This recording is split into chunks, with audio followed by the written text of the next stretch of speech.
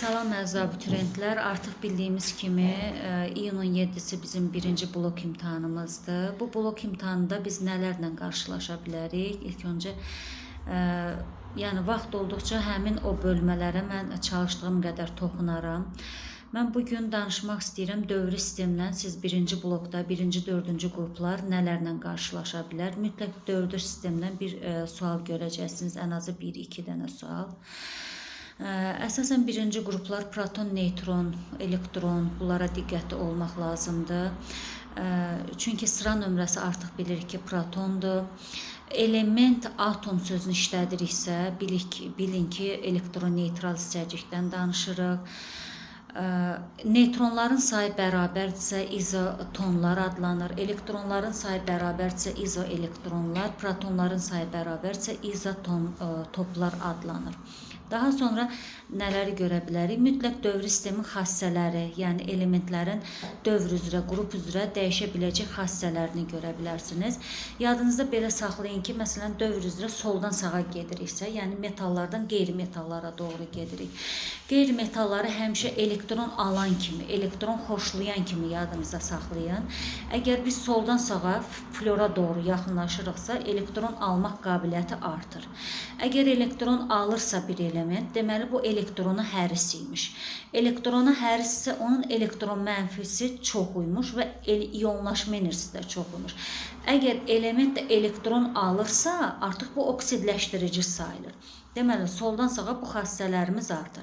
Yuxarıdan aşağı isə bunlar azalmağa doğru gedir. Yadınızda belə saxlayın, əgər soldan sağa qeyri-metallıq artırsa, yuxarıdan aşağı metallıq artır. Metallıq da nə ilə əlaqəli artır?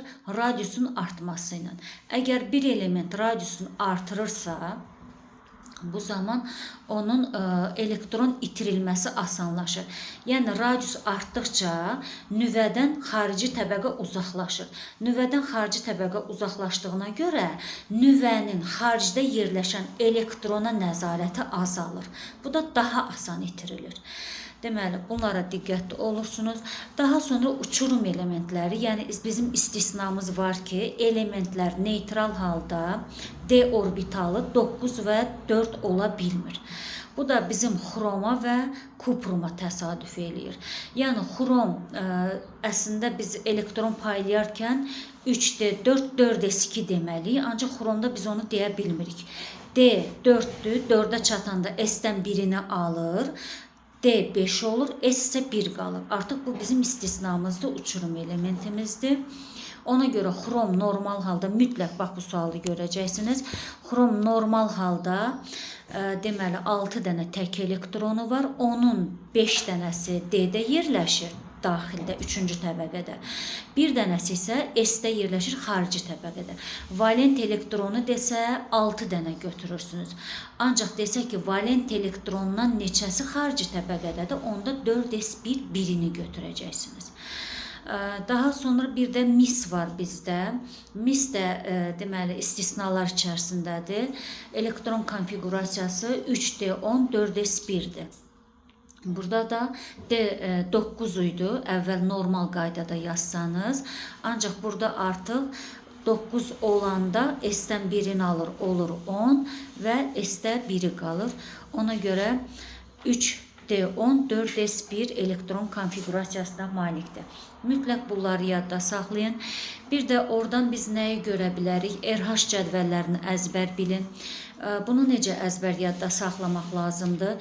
1 ilə 7-ci qruplar RH tipli birləşmə əmələ gətirir, ancaq aqreqat halına görə fərqlidir.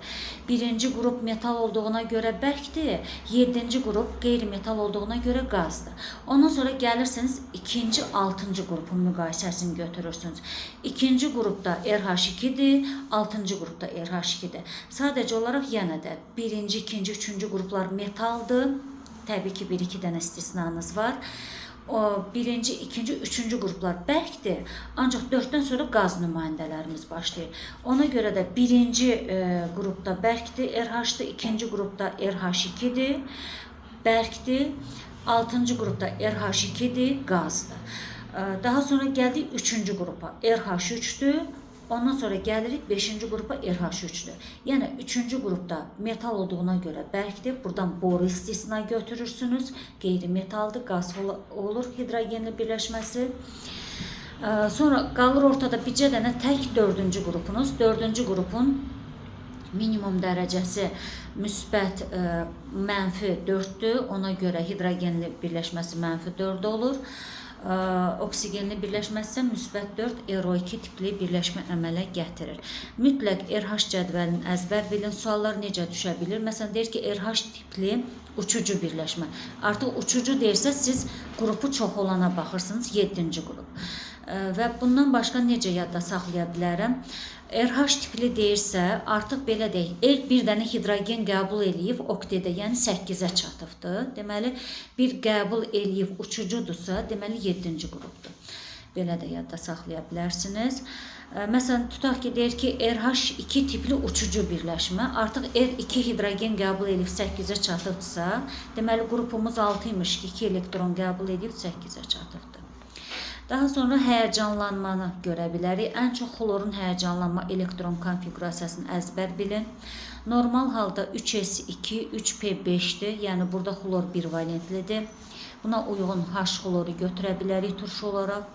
Əgər bir dəfə həyəcanlanarsa 3s2, 3p4, 3d1. Artıq burada 3 dənə tək elektron var.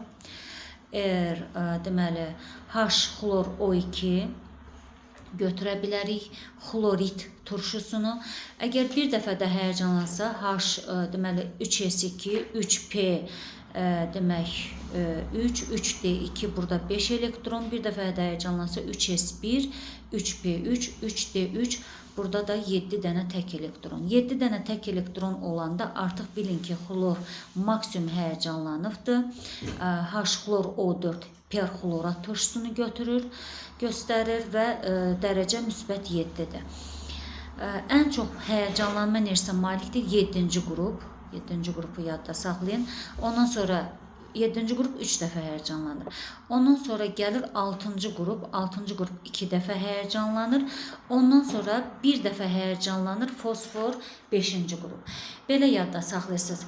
Deməli, həyəcanlanmır fon elementləri, flor, oksigen, azot. Flor 7-ci qrupdadır, oksigen 6-cı qrupdadır, azot 5-ci qrupdadır. Ancaq bunların altında yerləşən xlordur, fosfordur, kükürdür. Bunlar artıq həyəcanlanma enerjisinə malikdir. Çünki 3-cü təbəqədə D orbitalı mövcuddur. Əgər bunu görməsəniz, ən çox biz dərslikdə buna rast gəlirik. Çünki flordur, kükürdür, xlordur, həyəcanlana bilər. Biz bundan başqa 2-ci qrupa da baxa bilərik. 3-cü qrupa da baxa bilərik. Çünki orada da boş p orbitalları olduğuna görə, yəni onları da həyəcanlanmış şəkildə götürə bilərsiniz. Növbəti videolarda, növbəti bölmələrdən düşə biləcək hissələrə toxunaram. Bu kimi videoları bəyənirsinizsə mütləq, bir də hansı bölmələri istəyirsinizsə şərhdə mütləq qeyd edin ki, həmin bölmələrə aid video izahları çəkək. Sizlərin hər birinizə uğurlar arzulayıram. İnanıram ki, bu bölmələr, yəni bu qeydlər sizə kömək eləyə bilər.